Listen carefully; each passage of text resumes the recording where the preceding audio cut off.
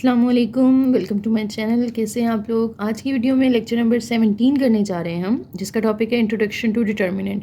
इसमें बहुत सारी बातें ऐसी होंगी जो आपको ऑलरेडी पता होंगी, लेकिन हम उनको रिवाइज़ कर लेंगे यहाँ पे और कुछ नई चीज़ें हम लोग सीखेंगे। ठीक है। डिटर्मिनेंट आपको पता है 2/2 का तो बहुत ईजिली आप लोग फाइंड कर लेते हैं। रिप्रेजेंट कैसे करते हैं हम उसको, ए के साथ इस तरह से मॉडुलस का साइन लगा दिया जाता है जिसे हम डिटर्मिनेंट ऑफ ए पढ़ते हैं, या फिर आप उसको dt इंटू ए इस तरह भी लिख सकते हैं।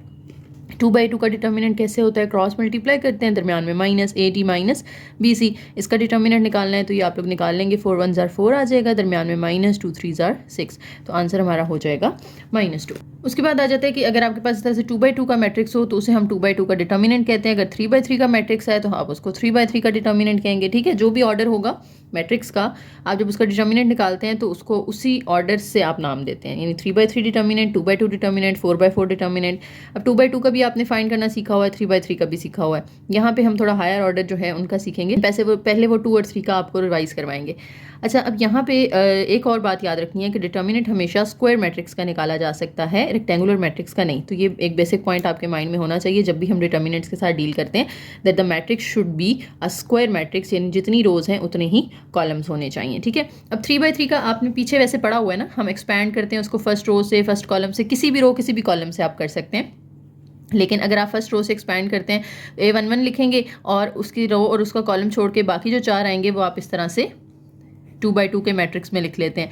फिर A12 लिखेंगे अगर आप फर्स्ट रो से एक्सपैंड कर रहे हैं तो A12 वाली रो और कॉलम छोड़ के आप बाकी जो है वो 2/2 का मैट्रिक्स इधर लिख लेते हैं। लेकिन यहाँ पे एक और टेक्निक उन्होंने बताई है कि आप जो पहला कॉलम है ना, यानी आप दोबारा मैं आपके सामने लिखती हूँ, A11 A21 A31 A12 A22 A32, इसी तरह से A13 A23 एंड A33। ये पूरा मैट्रिक्स है आपके पास, इसको मैंने रिपीट कर लिया। ठीक है।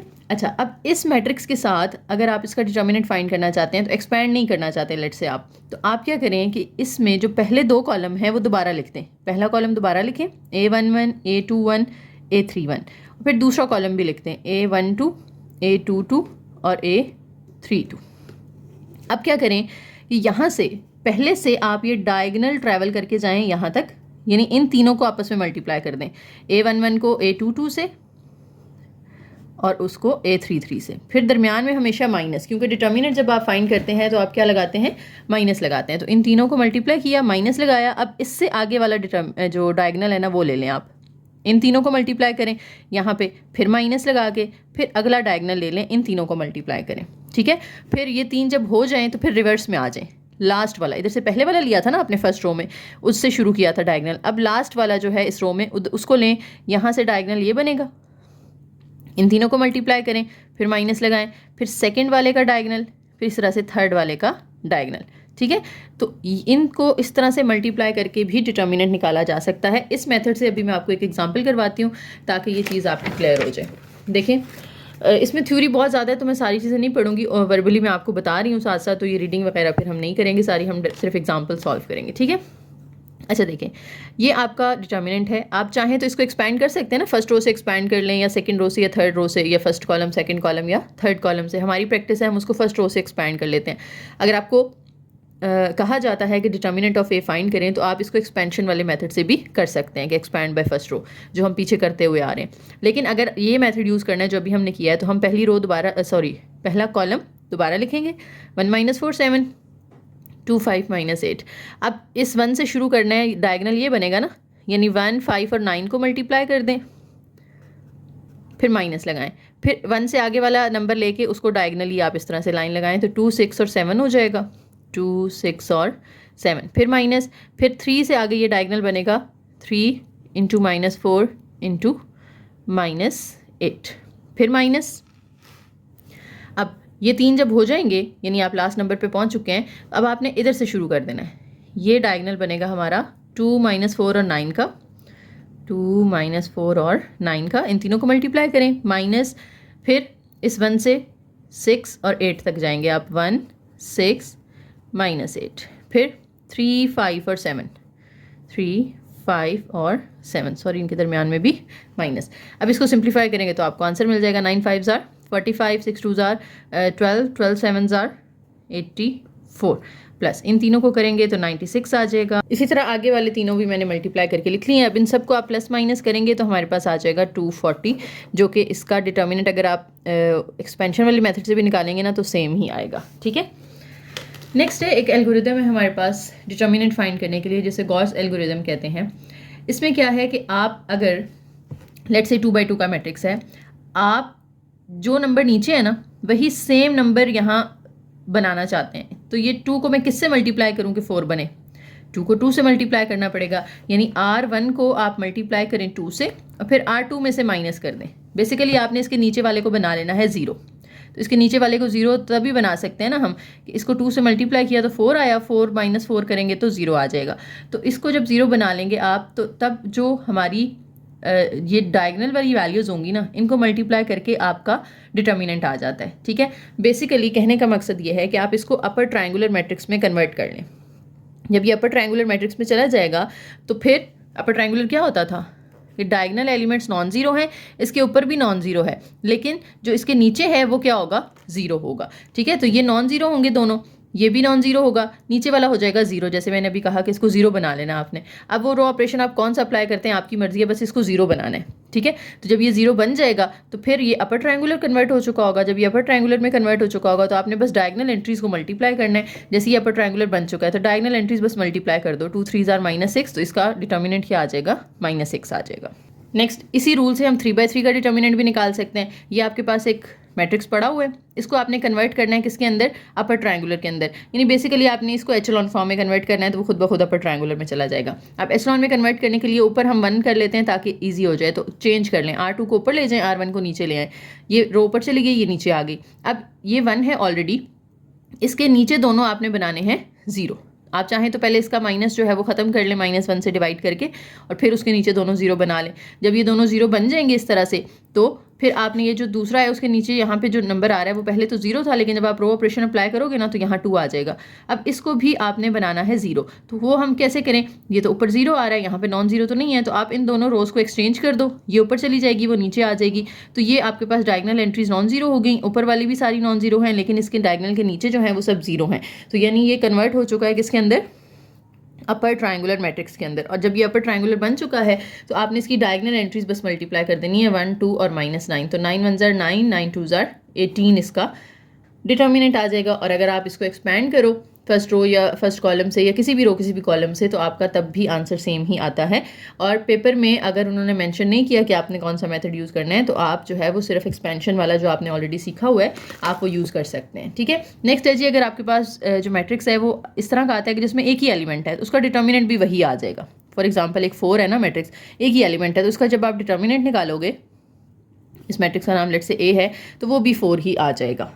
यही चीज़ जो हम ऊपर एग्जांपल्स में करके आए ना 2/2 और 3/3 में, कि आपने अपर ट्रायंगुलर बना लेना है, वही जो है यहाँ पे एक प्रूफ फॉर्म में दी हुई है। करना चाहें तो इसको आप लोग कर लीजिएगा, वरना ये इतना इंपॉर्टेंट नहीं है। और अगर मैं करवाऊंगी तो यहाँ पे एक तो टाइम बड़ा लग जाएगा और दूसरा थोड़ा सा ये कन्फ्यूजिंग है, लेकिन कॉन्सेप्ट वही है जो आपने ऊपर पढ़ा है कि आपने इसको अपर ट्रायंगुलर में कन्वर्ट कर लेना है। ठीक है, तो 2/2 का मैट्रिक्स आ जाए, 3/3 का आ जाए, आपने जस्ट क्या करना है, उसको अपर ट्रायंगुलर बना लेना है, यानी बेसिकली एचलॉन फॉर्म बना लेनी है। जब आप एचलॉन बनाएंगे ना वो खुद ब खुद अपर ट्रायंगुलर बन जाएगा। ठीक है, तो एचलॉन की तो प्रैक्टिस है ना आपकी, तो एचलॉन बना लेना आपने। उसके बाद आप जो है वो सिर्फ डायगोनल एंट्रीज को मल्टीप्लाई करोगे तो आपका डिटर्मिनेंट का आंसर आ जाएगा। ठीक है, मैं डायरेक्ट जा रही हूँ एग्जाम्पल पे। नेक्स्ट जो एग्जाम्पल है हमारी, इसमें हमसे कहा जा रहा है कि डिटर्मिनेंट फाइंड करें, और ये जो पीछे इसके टॉपिक चल रहे हैं ना उसमें उन्होंने एक्सपेंशन वाला मेथड सिखाया है, तो वो मैं आपको कह रही हूँ कि मैं प्रूफ नहीं करवा रही यहाँ पे, क्योंकि वो जनरल टर्म्स ले रहे हैं A11, A12, A13, तो वो थोड़ा कन्फ्यूजिंग हो जाता है। मैं डायरेक्ट एग्जाम्पल से ही आपको ये चीज़ समझाऊंगी जो भी टॉपिक यहाँ पर आएगा। ठीक है, अच्छा, अब यहाँ पे आपने एक्सपैंड करना है। लेट्स से हम इसको एक्सपैंड बाय R1 कर लेते हैं। आपकी मर्जी है, आप उसको जिस मर्जी रो जिस मर्जी कॉलम से एक्सपैंड करें, जो भी करना है बस लिख देना है कि हम किससे एक्सपैंड करें। फर्स्ट रो से एक्सपैंड करना है, तो फर्स्ट रो में पहला एलिमेंट 1 है, तो 1 के अंदर 2/2 का मैट्रिक्स आ जाएगा, फिर -4 इसके अंदर 2/2 का मैट्रिक्स आ जाएगा, फिर +3 इसके अंदर 2/2 का मैट्रिक्स आ जाएगा। अब साइन कैसे लगाते हैं, पहला पॉजिटिव होता है, दूसरा नेगेटिव, तीसरा पॉजिटिव। ठीक है, अब ये पॉजिटिव है तो इसके नीचे वाला नेगेटिव होगा, उससे नीचे वाला पॉजिटिव होगा। ये नेगेटिव है तो उसके नीचे वाला पॉजिटिव और उससे नीचे वाला नेगेटिव, ये नेगेटिव और ये पॉजिटिव। इस तरह से साइन होते हैं। आप जो मर्जी, आप अगर पहला कॉलम यूज़ करते तो पी आप प्लस माइनस और प्लस लगाते। लेकिन अगर आप दूसरी रो यूज़ करते एक्सपैंड करने के लिए तो पहला आपने यहाँ पे 5 जो लिखना था वो नेगेटिव लिखना था, फिर 2 पॉजिटिव लिखना था और 4 नेगेटिव लिखना था। ठीक है, तो इस तरह चलता है, plus minus plus minus plus minus plus minus plus, alternate science आते जाते हैं। ठीक है, को फैक्टर्स वाला मेथड आपने सीखा हुआ है ना पीछे, ये उसके अकॉर्डिंग यहाँ पे साइंस आते हैं। अभी इस लेक्चर में भी वो रिवाइज होगा टॉपिक को फैक्टर और माइनर्स का। अच्छा, अब 1 वाली आपने रो भी छोड़ देनी है, 1 वाला कॉलम भी छोड़ देना है। तो ये देखिए, मैं 1 वाली रो और 1 वाला कॉलम अगर क्रॉस आउट कर दूं तो 2 4 6 3 रहेगा, जो हम इधर 2/2 के मैट्रिक्स में लिख लेंगे। फिर 4 वाली रो और 4 वाला कॉलम छोड़ दें तो 5 4 3 3। इसी तरह से 3 वाली रो और 3 वाला कॉलम छोड़ दें, 5 2 3 6 आ जाएगा। अब इसको आपने सिंप्लीफाई कर लेना है, 2 3 jar 6 minus 6 4 jar 24, 5 3 jar 15 minus 12 plus 3 into 5 6 jar 30 minus 3 2 jar 6। इनको आप सिंप्लीफाई करें तो माइनस 18 आता है, 1 से मल्टीप्लाई हो जाएगा। फिर 15 इंटू 12 करें तो 3 आता है, 30 इंटू 6 करें तो 24 आता है। अब ये माइनस 18 माइनस 12 प्लस 24 3 जार 72, इनको सिंप्लीफाई कर लें तो 42 आ जाएगा। ठीक है, तो ये आपका डिटर्मिनेंट आ गया और ये आप लोगों को पहले से भी फाइंड करना आता है, कोई नई चीज़ तो नहीं है इसके अंदर। नेक्स्ट हमारे पास है जी 4/4 का मैट्रिक्स अगर आ जाता है तो फिर किस तरह से आपने इसको सिंप्लीफाई करना है। अगर 3/3 का मैट्रिक्स आता है तो जब हम इसको एक्सपैंड करते हैं तो अंदर फिर जो मैट्रिक्स आते हैं वो 2/2 के रह जाते हैं ना। इसी तरह से अगर 4/4 का मैट्रिक्स होगा और आप उसको एक्सपैंड करेंगे तो आपके पास अंदर 3/3 के मैट्रिक्स रह जाएंगे।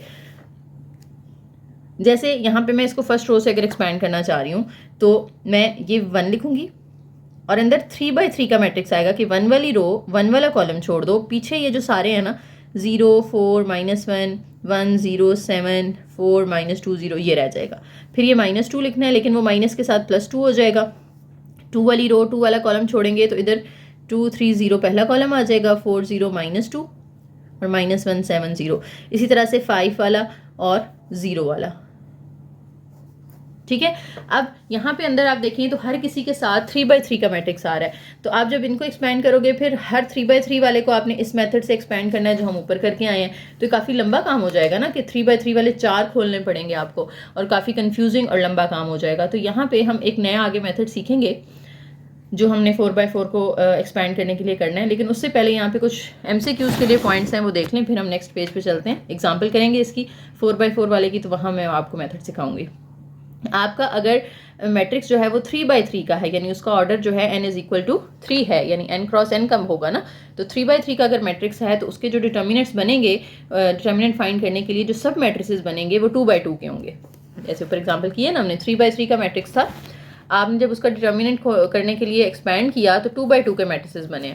इसी तरह से अगर 4/4 का मैट्रिक्स है तो उसमें 3/3 के सब मैट्रिसेस बनेंगे, यानी जितना ऑर्डर होगा ना किसी मैट्रिक्स का उसके सब मैट्रिसेस जो डिटर्मिनेंट में बनते हैं वो उससे 1 डिग्री कम होंगे। यानी अगर जनरल बात की जाए तो अगर मैट्रिक्स का जो ऑर्डर है वो n क्रॉस n है तो उसका डिटर्मिनेंट फाइंड करते हुए जो सब मैट्रिसेस बनेंगे उनका ऑर्डर n-1 क्रॉस n-1 होगा, यानी उस n में से 1 कम कर देना है। 4 है तो 3/3 के बनेंगे, 3 है तो 2/2 के बनेंगे।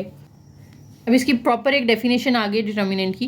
अगर आप n क्रॉस n का डिटर्मिनेंट फाइंड करना चाहते हैं, एक मैट्रिक्स है आपके पास A, तो sum of n terms of the form, यानी इस फॉर्म में आप उसका जो है वो डिटर्मिनेंट लिखते हैं कि और plus minus signs alternating with the entries. Plus minus sign alternate आता है तो मैं पीछे बता चुकी हूँ आपको कि पहली वैल्यू पॉजिटिव, दूसरी नेगेटिव, तीसरी पॉजिटिव, फिर negative positive negative positive negative, इस तरह चल रही होती हैं। ठीक है, तो साइंस तो ऑल्टरनेट होते हैं, ये बात समझ में आ गई। अब उसको जो हम जनरल फॉर्म में लिखते हैं ना वो इस तरह लिखते हैं, A1j into determinant of A1j, यानी जो आप एंट्री ले रहे होंगे। फॉर एग्जाम्पल ये डिटर्मिनेंट इसका निकालना है, अब इसकी पोजीशन क्या है, A11 है ना, ये लिखेंगे और साथ इसका को फैक्टर आ जाएगा A11, उसका आपने डिटर्मिनेंट ले लेना है। ठीक है, यानी को फैक्टर क्या होता है कि इसकी रो इसका कॉलम छोड़ दो तो पीछे जो बचेगा वो उसका को फैक्टर होता है ना, या माइनर होता है, सॉरी को फैक्टर बोल रही हूँ मैं, माइनर होता है। तो ये माइनर जो है ये आपने यहाँ पे लिख लेना है और उसके साथ उसका डिटर्मिनेंट ले लेना है।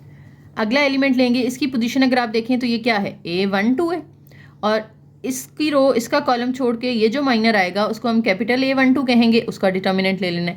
इसी तरह से फिर पॉजिटिव, यानी पहले पॉजिटिव फिर नेगेटिव फिर पॉजिटिव, क्योंकि ऑल्टरनेटिंग साइन लगाने हैं ना आपने। फिर थर्ड ले लेंगे आप, थर्ड का जो है वो एड्रेस 1 3 है, और इसके साथ जो मॉडुलस आएगा या डिटर्मिनेंट आएगा वो कैपिटल A13 यानी इसका माइनर आ जाएगा। अब ये वही चीज़ है जो हमने पीछे एक्सपेंशन वाले मेथड में किया। हम एक्सपैंड करते हैं तो हम यही करते हैं ना, 1 लिखते हैं, 1 वाली रो और कॉलम छोड़ के जो बचता है वो यहाँ लिख लेते हैं, फिर माइनस लगा के ये 5 यहाँ लिखेंगे, इधर उसका माइनर आ जाएगा यानी 5 वाला कॉलम और रो छोड़ दें, फिर A13 यानी ये तीसरा कॉलम तीसरे कॉलम में जो एलिमेंट है वो लिखते हैं, और फिर इसकी रो और इसकी कॉलम छोड़ के जो बाकी बचता है वो यहाँ पे लेके उसका डिटर्मिनेंट ले लेते हैं। तो वही बात है, बस उसको उन्होंने एक जो है वो जनरल फॉर्म में आपको बता दिया है। फिर इसका डिटर्मिनेंट फाइंड करना है, इसी मेथड से करना है ये जो हमने ऊपर किया है। तो आप इसको रो 1 से एक्सपैंड कर लो, रो 2 से कर लो, रो 3 से कर लो, आपकी मर्जी है, एक्सपैंड करके आप डिटर्मिनेंट निकाल लेंगे। ठीक है, नेक्स्ट आ जाता है माइनर। माइनर हमने पीछे पढ़ा हुआ है वैसे काफ़ी डिटेल के साथ, यहाँ पे भी मैं दोबारा अभी ऊपर बता कर आई हूँ कि माइनर क्या होता है। कि अगर आपने लेट से आपके पास एक मैट्रिक्स है 1 2 0 5 4 -2 0 -1 0, तो आपने जब इसका माइनर निकालना है, फॉर एग्जांपल आपने A32 निकालना है, तो आप क्या करेंगे, थर्ड रो और सेकंड कॉलम छोड़ देंगे, थर्ड रो सेकंड कॉलम छोड़ देंगे, तो बाकी जो बचेगा वो आपका माइनर हो जाएगा A32 यानी 1 2 0 -1। ठीक है, तो जो रो जो कॉलम यहाँ लिखा होगा वो आपने बस क्रॉस आउट कर देना है, तो बाकी जो रह जाएंगे वो आपका यहाँ पे माइनर बन जाता है। ठीक हो गया, ओके। नेक्स्ट आ जाता है जी कोफैक्टर।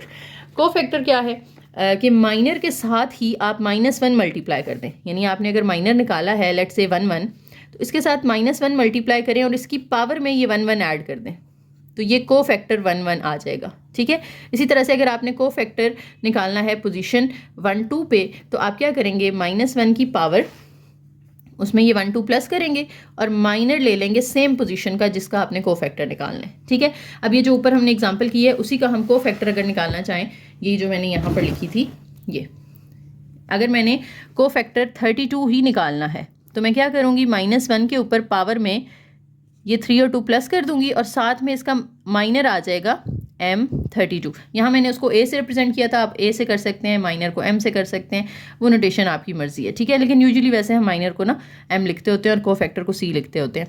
तो -1 की पावर 3 + 2 हो जाएगी 5, और माइनर 32 क्या होगा, डिटर्मिनेंट का साइन आता है यहाँ पर, और -32 क्या होगा, यही जो हमने इधर निकाला था कि थर्ड रो और सेकंड कॉलम को छोड़ दो, थर्ड रो और सेकंड कॉलम छोड़ दो, बाकी जो रह गया वो इसका माइनर होगा 1 2 0 -1। अब -1 की पावर ऑड है तो ये तो माइनस ही रहेगा ना, तो -1 इधर मल्टीप्लाई होगा इसके डिटर्मिनेंट के साथ, -1 -0, तो ये आंसर हमारे पास क्या आ जाएगा, 1 आ जाएगा। इसी तरह से आपको जो मर्जी वो कोफैक्टर कहें, आप इसी तरीके से फाइंड करेंगे कि -1 लगाएंगे, उसकी पावर में यही रो कॉलम ऐड होंगे और इसी एड्रेस का आपने माइनर ले लेना है और फिर उसका डिटर्मिनेंट लेके सिंप्लीफाई कर लेना है। अभी आगे एग्जांपल भी आ गई है, find the minor and cofactor of the matrices, तो ये आपको मैं डिटेल के साथ करवा देती हूँ ताकि माइनर और कोफैक्टर का अगर कोई कन्फ्यूजन है इसमें तो वो भी आपकी क्लियर हो जाए। ये जी आपके पास मैट्रिक्स ए, जिसका आपने जो है वो सारे माइनर्स भी निकालने हैं, सारे कोफैक्टर भी निकालने हैं। तो इसमें सबसे पहले हम माइनर 1 1 निकाल लेते हैं।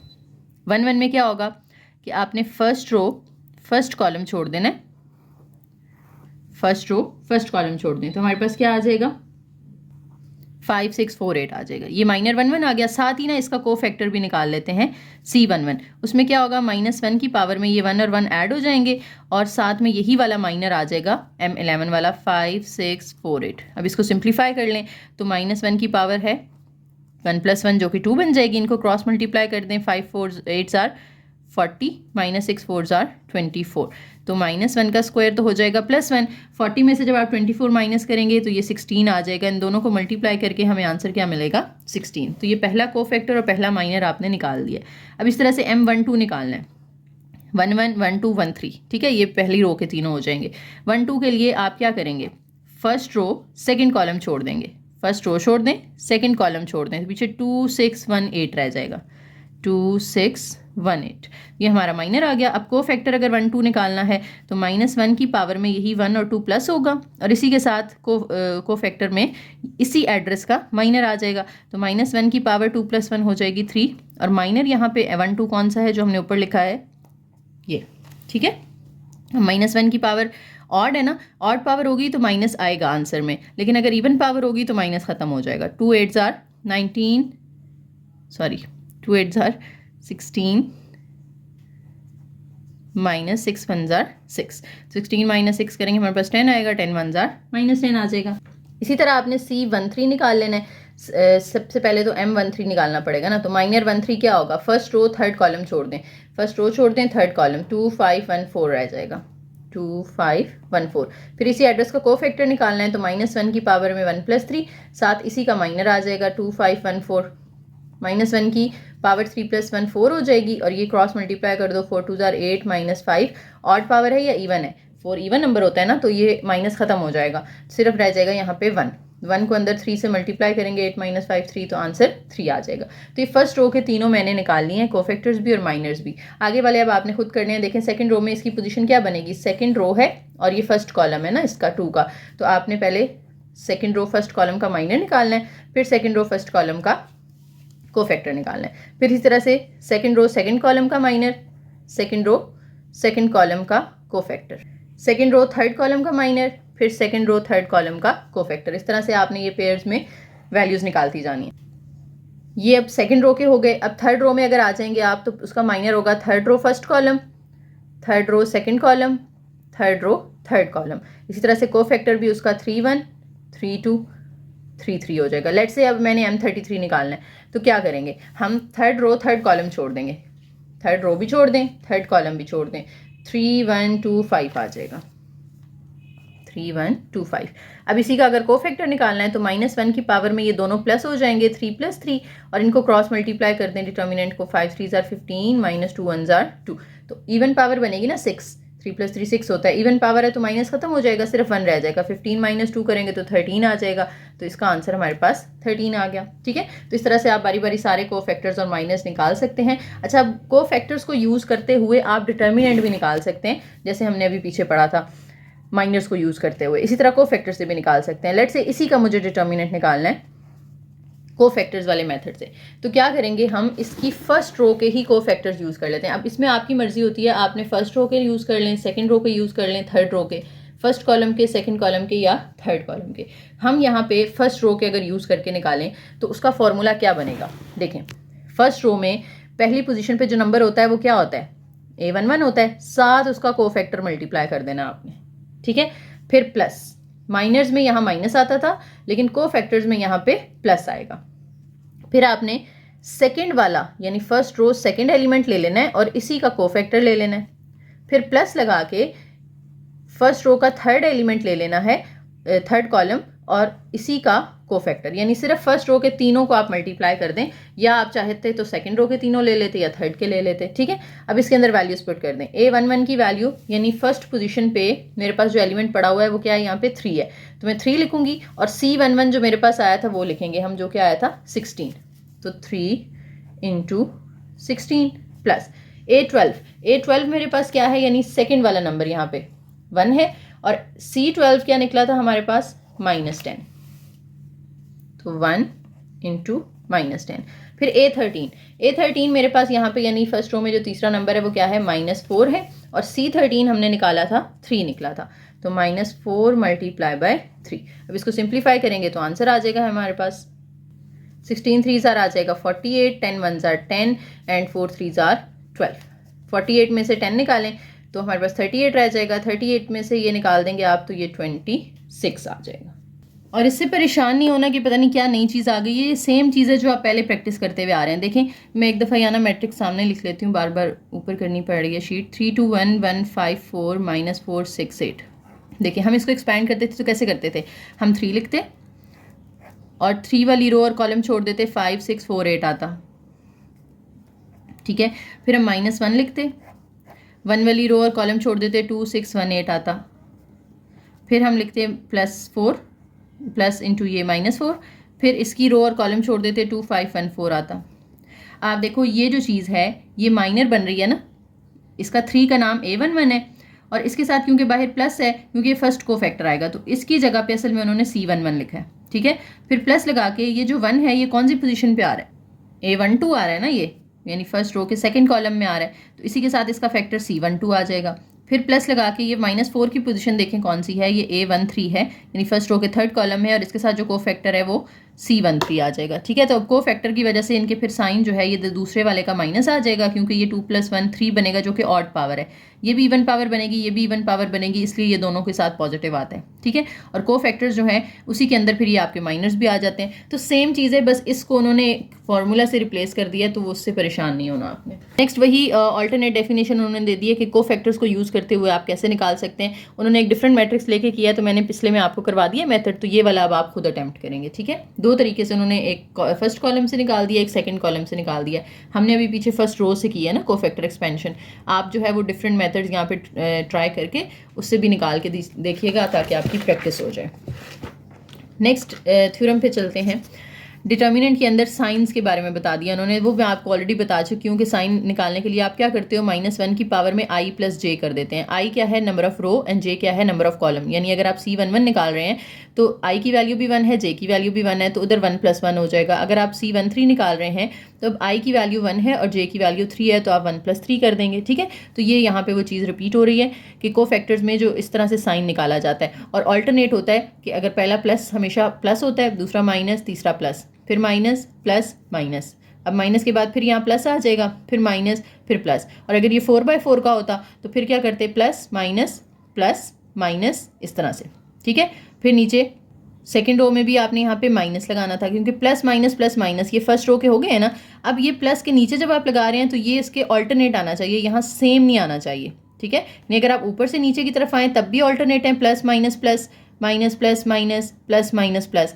राइट टू लेफ्ट जा रहे हैं तब भी आपके जो है वो क्या है, ऑल्टरनेट साइन है। तो 4/4 में भी प्लस माइनस करके फिर आपने दोबारा माइनस प्लस करना है। ठीक है, ताकि ऊपर वालों के हिसाब से ऑल्टरनेट साइन है। अब इधर ऊपर माइनस है तो नीचे प्लस आएगा, प्लस है तो माइनस आएगा, माइनस है तो प्लस आएगा, प्लस है तो माइनस आएगा। नीचे फिर यहाँ प्लस के नीचे माइनस आएगा, इसके नीचे प्लस, इसके नीचे माइनस और इसके नीचे प्लस। इस तरह से चलते जाएंगे। और एक और बात आप नोटिस करेंगे कि डायगनल हमेशा प्लस ही रहेंगे। 3/3 में भी इस तरह से, 4/4 में भी, कि डायगनल एलिमेंट्स के साथ सारे पॉजिटिव आते हैं, बाकी जो है वो साइन फिर चेंज होते रहते हैं।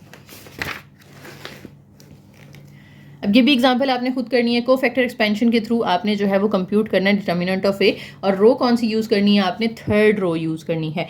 थर्ड रो में आपके पास क्या है, 0 है, -2 है और 0 है। फॉर्मूला मैं आपको बस बता देती हूँ। यहाँ पे इसकी पोजीशन देखें तो ये हमारी थर्ड रो के फर्स्ट कॉलम में पड़ा हुआ है, तो ये third row first column A31 बनेगा, साथ इसका को फैक्टर आ जाएगा प्लस। ये है थर्ड रो के सेकंड कॉलम में, तो A32 इसका नाम होगा और इसी का को फैक्टर आ जाएगा।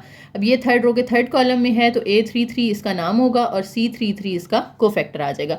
अब A31 की जगह पे आप 0 पुट कर दोगे, C31 की जगह पे क्या आएगा, -1 की पावर 3 + 1, यानी ये दोनों ऐड हो जाते हैं। फिर इसका माइनर आ जाएगा यहाँ पर, third row first column, third row छोड़ दें, फर्स्ट कॉलम छोड़ दें, तो 5 0 4 -1 आ जाता है। इसी तरह से आपने बाकी को फैक्टर्स भी बेशक पहले रफ में निकाल के बाद में इधर पुट कर लें, या साथ साथ ही करते जाएं जैसे आपको ईजी लगे। ठीक है, नेक्स्ट है जी इवैल्यूएट द डिटर्मिनेंट ऑफ ए। और यहाँ जो मैट्रिक्स है ना वो हमारा आ गया है 4/4 का। अब आपको याद होगा पीछे हमने अभी पढ़ा था कि अगर 4/4 का मैट्रिक्स है और उसको आप सब मैट्रिसेस में डिवाइड करते हैं तो उसमें 3/3 के बनेंगे 3। जैसे ये 3/3 का था ऊपर, तो आपने इसके सब मैट्रिसेस बनाए तो यहाँ 2/2 के 3 बने हैं, यहाँ 3/3 के 3 बनेंगे। फिर उन 3/3 को आगे 2/2 में करना पड़ेगा, तीनों को बारी बारी, वो काफ़ी लंबा काम हो जाएगा। तो यहाँ पे आपने क्या करना है, वो रो या वो कॉलम सेलेक्ट करना है जिसमें सबसे ज़्यादा 0 मौजूद है, उससे आपका काम बहुत आसान हो जाएगा। जैसे देखो यहाँ पे फर्स्ट रो में 2 0 हैं, सेकंड में, थर्ड में, इस तरह से देखें। लेकिन अगर आप कॉलम्स में अगर आप देखते हो तो ये एक ऐसा कॉलम है जिसमें 3 0 हैं, सिर्फ एक नॉन ज़ीरो है। तो हम इसको ना C3 से एक्सपैंड कर लेते हैं, एक्सपैंड बाय C3, ताकि हमारा काम आसान हो जाए। जब बाहर 0 आएगा तो अंदर वाला 3/3 वाला डिटर्मिनेंट तो पूरे का पूरा 0 हो जाएगा। अब इसको एक्सपैंड करें अगर 3/3 से, तो पहला 0 है, इसके अंदर 3/3 का मैट्रिक्स आना है कि 0 की रो, 0 का कॉलम छोड़ दें, तो -1 2 1 3 0 3 8 6 0 ये इधर आ जाएंगे। लेकिन जब 0 इससे मल्टीप्लाई होगा तो ये पूरा ही 0 हो जाएगा ना, इसलिए मैं डायरेक्ट ही पहली पोजीशन पे 0 लिख रही हूँ, बजाय अंदर इतनी मेहनत करने के आपने मैथ टाइप उसको टाइप करना है, आप डायरेक्ट उसको 0 कर दो। ठीक है, अब देखो इसका साइन कौन सा बनेगा, ये हमेशा पॉजिटिव होता है, ये नेगेटिव होता है, ये पॉजिटिव होता है। अगर ये पॉजिटिव है तो उससे नीचे वाला नेगेटिव होगा, उससे नीचे वाला पॉजिटिव होगा और उससे नीचे वाला नेगेटिव होगा। तो 4 के साथ मुझे लगाना है अब -4, और यहाँ पे आपने इसका जो है वो माइनर लिख लेना है। 4 वाली रो छोड़ दें, 4 वाला कॉलम छोड़ दें, 2 0 5 ये फर्स्ट रो बन जाएगी, 3 0 3 सेकेंड रो बन जाएगी, 8 6 0 ये हमारी थर्ड रो बन जाएगी। फिर अगले भी दोनों जीरो हैं तो उनको भी डायरेक्ट ही यहाँ पे हम जीरो कर देते हैं कि उनके अंदर 3/3 के मैट्रिक्स लिखने की जरूरत नहीं है। जब उन्होंने बाद में जीरो होना है तो हम उनको पहले जीरो कर देते हैं। तो सिर्फ रह गया मेरे पास अब जो सॉल्व करने वाली चीज़ है वो -4 और ये वाली चीज़। अच्छा, इसको भी अब एक्सपैंड करना है आपने, तो यहाँ पे भी वही ट्रिक यूज़ कर लेते हैं हम, जिसमें सबसे ज़्यादा जीरो आ रहे हैं ना उससे एक्सपैंड कर लो, आंसर छोटा हो जाएगा, आपका सोल्यूशन छोटा हो जाएगा। तो सबसे ज़्यादा आ रहे हैं हमारे पास जो जीरो वो कॉलम 2 में आ रहे हैं, तो एक्सपैंड बाय C2 कर लेते हैं। जो हमारे -4 है वो तो वैसे ही रहेगा, इसके अंदर सारी एक्सपेंशन होनी है यहाँ पे, ठीक है। अब एक्सपैंड करना है आपने, पहला भी जीरो है दूसरा भी जीरो है, ये दोनों तो हो गए जीरो, तीसरा है 6। अब देखो यहाँ प्लस होता है या माइनस होता है, इसके नीचे ये प्लस होगा, इसके नीचे जो है ये क्या होगा, माइनस होगा। तो यानी 6 के साथ मुझे यहाँ पे लगाना है -6 और अंदर 6 का माइनर, 6 की रो 6 का कॉलम छोड़ दें, 2 5 3 3, ठीक है। तो -4 ये दोनों तो हो गए जीरो, अंदर है हमारे पास -6 और इनको क्रॉस मल्टीप्लाई कर दें, 3 2 जार 6, 5 3 जार 15। तो 4 6 जार ये आपस में मल्टीप्लाई हो रहे हैं ना, तो 24 कर देते हैं, माइनस माइनस प्लस हो जाएगा। 6 में से आप 15 माइनस करें तो हमारे पास ये बच जाता है -9, और -9 को जब आप 24 से मल्टीप्लाई करेंगे तो दैट विल रिजल्ट इन -216। तो इस तरह से आप 4/4 का डिटर्मिनेंट फाइंड कर सकते हैं। पेपर में भी जो एग्जांपल आएगी ना उसमें ऐसा होगा सीन कि आपको कोई पूरी रो या पूरी कॉलम में ज़्यादा से ज़्यादा ज़ीरोज़ दिए जाएंगे, तो उसके ज़रिए आपने एक्सपैंड करना है, जिससे क्या होगा कि आपका सोल्यूशन छोटा हो जाएगा। सॉरी, मैं शीट से जब बुक पे आई हूँ तो मैं जूम इन करना भूल गई। उम्मीद है आप लोगों को वो चीज़ें क्लियर नज़र आई होंगी, वरना आप बैक जाके दोबारा से उसकी रेजोल्यूशन थोड़ी हाई कर लें तो इंशाल्लाह ठीक नज़र आएगा। अच्छा, नेक्स्ट हमारे पास एग्जांपल है जी, show that the value of the determinant is independent of theta A is equal to this. यानी यहाँ पर आपने क्या करना है, बेसिकली डिटर्मिनेंट ही निकाल के दिखाना है, क्योंकि ए के साथ ये जो साइन हमारा लगा हुआ है ये डिटर्मिनेंट का लगा हुआ है। अगर ब्रैकेट होती तो वो मैट्रिक्स होता ना, लेकिन ये सीधा सीधा एब्सोल्यूट वैल्यू जैसा साइन है, तो ये डिटर्मिनेंट का साइन होता है। आपने इसको एक्सपैंड करना है और देखना है कि आपका आंसर जो है ना वो इंडिपेंडेंट ऑफ थीटा, यानी आंसर में थीटा नहीं आना चाहिए, क्योंकि थीटा के बगैर आंसर आना चाहिए आपका, ठीक है। अब इसको एक्सपैंड करना है तो आप सोचेंगे किससे एक्सपैंड करेंगे हम, फर्स्ट रो से, सेकंड रो से, थर्ड से, या first column second column third column से। जीरो ज़्यादा किसके अंदर आ रहे हैं, थर्ड कॉलम के अंदर आ रहे हैं ना, तो हम इसको एक्सपैंड कर लेते हैं बाय C3। अब C3 से एक्सपैंड करेंगे, पहले जीरो आएगा, दूसरा भी जीरो है, तीसरा 1 है। अब इसका साइन क्या आएगा 1 के साथ, ये प्लस होता है, ये माइनस होता है, ये प्लस होता है। प्लस के नीचे ये माइनस होगा, इसके नीचे ये फिर प्लस होगा, यानी 1 के साथ आएगा यहाँ पे प्लस। और जब आप इसको एक्सपैंड करेंगे तो आप 1 वाली कॉलम और 1 वाली रो ये दोनों छोड़ देंगे, जो बाकी आएगा वो आप लिख लेंगे। तो हमारे पास यहाँ पे आएगा साइन थीटा, सॉरी मैंने एब्सोल्यूट वैल्यू वाला डिटर्मिनेंट का साइन लगाना था, साइन थीटा, फिर यहाँ पे आएगा कॉस थीटा, फिर आएगा ये माइनस कॉस थीटा, और फिर आएगा साइन थीटा। अब 1, इनको अंदर डिटर्मिनेंट को क्रॉस मल्टीप्लाई कर दें, साइन साइन से मल्टीप्लाई होगा, साइन स्क्वायर थीटा, दरमियान में माइनस आता है, कॉस कॉस से मल्टीप्लाई होगा तो ये माइनस कॉस होगा, लेकिन यहाँ पे माइनस है तो ये हो जाएगा प्लस कॉस स्क्वायर थीटा, क्योंकि एक माइनस डिटर्मिनेंट का अपना होता है ना फॉर्मूले का, जब आप क्रॉस मल्टीप्लाई करें दरमियान में माइनस लगाते हैं, और फिर एक इसका अपना भी माइनस है तो वो दोनों माइनस हो जाएंगे plus. Sine square plus cos square क्या होता है, 1 होता है, तो 1 × 1 क्या आ जाएगा 1। तो देखिए हमारा आंसर जो है उसमें थीटा नहीं आ रहा, यानी it is independent of theta. ये ट्रिग्नोमेट्री की वो है फंडामेंटल एक इक्वेशन है, आपको याद होगी, आपने कैलकुलस में पढ़ी होगी। Sine square plus cos square किसके इक्वल होता है, 1 के इक्वल होता है, इसलिए इसको हमने 1 से रिप्लेस कर दिया। नेक्स्ट हमारे पास फिर एक एग्जाम्पल आ गई है और इसमें ऑर्डर है 5/5। तो यानी जब आप इसको एक्सपैंड करोगे तो इसमें जो सब मैट्रिसेस बनेंगे वो 4/4 के बनेंगे, फिर उन सारे 4/4 को एक्सपैंड करोगे तो जो सब मैट्रिसेस बनेंगे वो 3/3 के बनेंगे, फिर उन सबको एक्सपैंड करके 2/2 के बनाएंगे, फिर जाके कहीं हमारा आंसर आएगा। उससे बचने के लिए हम क्या करते हैं, हम वो वाली रो या कॉलम सेलेक्ट करते हैं जिसमें मैक्सिमम जीरो हों। अगर आप देखें तो यहाँ से जो फर्स्ट कॉलम है उसमें हमारे सारे जीरो हैं सिवाय 3 के, तो हम इसको C1 से एक्सपैंड कर लेते हैं, ठीक है। तो C1 से जब आप इसको एक्सपैंड करेंगे तो हमारे पास जो 3 है ये बाहर आ जाएगा, और 3 वाली रो 3 वाला कॉलम छोड़ दें तो बाकी ये जो सारे रह जाएंगे ना 4/4 का मैट्रिक्स, ये आपने इधर लिख लेना है। और जो नीचे वाले हैं ये सारे क्योंकि जीरो हैं तो आगे भी सारे जीरो हो जाएंगे, आपको इसके साथ C भी लिखने की जरूरत नहीं है, आप डायरेक्ट बस यहाँ पे जीरो लिख देना, ठीक है। अब ये 3 के अंदर हमारे पास रह गया 4/4 का मैट्रिक्स, इसको भी एक्सपैंड करना भी थोड़ा मुश्किल है, तो हम इसमें से भी वही कॉलम या रो सेलेक्ट करेंगे जिसमें मैक्सिमम जीरो हो। तो अगर आप देखें तो इसके भी फर्स्ट कॉलम में हमारे पास नीचे वाले सारे जीरो हैं, सिर्फ एक नॉन जीरो है, तो इसको भी हम किससे एक्सपैंड करेंगे, C1 से एक्सपैंड करेंगे। जब आप इसको C1 से एक्सपैंड करेंगे जो 3 है वो वैसे ही आ जाएगा। अब ये इससे एक्सपैंड करना है तो 2 आएगा बाहर जो कि 3 के साथ मल्टीप्लाई हो जाएगा। फिर 2 वाली रो और 2 वाला कॉलम छोड़ दें तो अंदर 1 5 0 2 4 -1 0 -2 0 रह जाएगा, जो इस तरह आप लिख लेंगे। अब 3 2 जार क्या होता है, 6 होता है। अब ये 3/3 का मैट्रिक्स है। ये आप चाहें तो रो 1 से कर लें, रो 2 से, रो 3 से, लेकिन मैं इसको रो 3 से करूँगी क्योंकि इसमें 2 0 आ रहे हैं, तो मुझे सिर्फ एक एक्सपेंशन करनी पड़ेगी। अब ये पॉजिटिव होता है ना ऊपर, ये नेगेटिव होता है, तो ये क्या होगा, पॉजिटिव होगा। अगर ये पॉजिटिव है तो इसके साथ वाला नेगेटिव और उससे आगे वाला पॉजिटिव। तो 0 के साथ यहाँ पे 6 के अंदर जब मैंने एक्सपेंशन करनी है तो यहाँ पे पहले आ जाएगा 0, फिर ये 2 के साथ आएगा माइनस, एक ये माइनस और एक इसका अपना माइनस, ये फिर प्लस हो जाएगा ना। और 2 वाली रो और कॉलम छोड़ दें, ये 2 वाली रो है, ये 2 वाला कॉलम है, तो पीछे रह गया 1 0 2 -1 1 0 2 -1। अगला फिर 0 है तो वो 0 हो जाएगा। अब बाहर 6 एज इट इज़, अंदर ये 2 भी एज इट इज़, इनको क्रॉस मल्टीप्लाई करें, -1 -0, तो 6 × -2 ये आ जाएगा -12।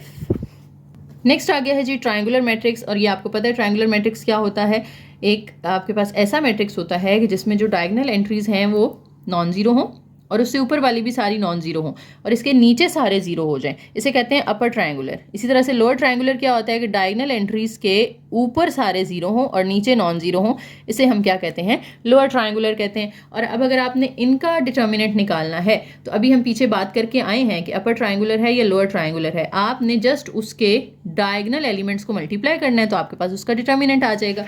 अब इसकी एग्जाम्पल कर लेते हैं। देखिए आपके पास ये एग्जाम्पल है, इसमें कहते हैं कि पहले तो देखें कि ये लोअर ट्रायंगुलर है या अपर ट्रायंगुलर है। इसमें ये डायगोनल एंट्रीज हैं, इनके नीचे सारे ज़ीरो हैं और ऊपर नॉन ज़ीरो हैं, तो ये अपर ट्रायंगुलर होगा ना। अब अपर ट्रायंगुलर में आपने क्या करना है, इसका डिटर्मिनेंट निकालने के लिए जस्ट इनको मल्टीप्लाई कर देना है, -2 3 और 5 तीनों को मल्टीप्लाई करें, इसका डिटर्मिनेंट आ गया। ये लोअर ट्रायंगुलर है क्योंकि नीचे सारे नॉन ज़ीरो हैं, तो डायगोनल एंट्रीज कौन कौन सी हैं हमारी, 1 9 -1 -2, चारों को मल्टीप्लाई करो तो डिटर्मिनेंट आ जाएगा। इसी तरह से यहाँ पे ये भी अपर ट्रायंगुलर है क्योंकि सारी ऊपर आ रही हैं नॉन ज़ीरोज़ और नीचे ज़ीरोज़ आ रहे हैं, तो इसकी भी डायगोनल एंट्रीज उठाएं, 1 1 2 3 सबको मल्टीप्लाई करें तो आपके पास आंसर आ जाएगा।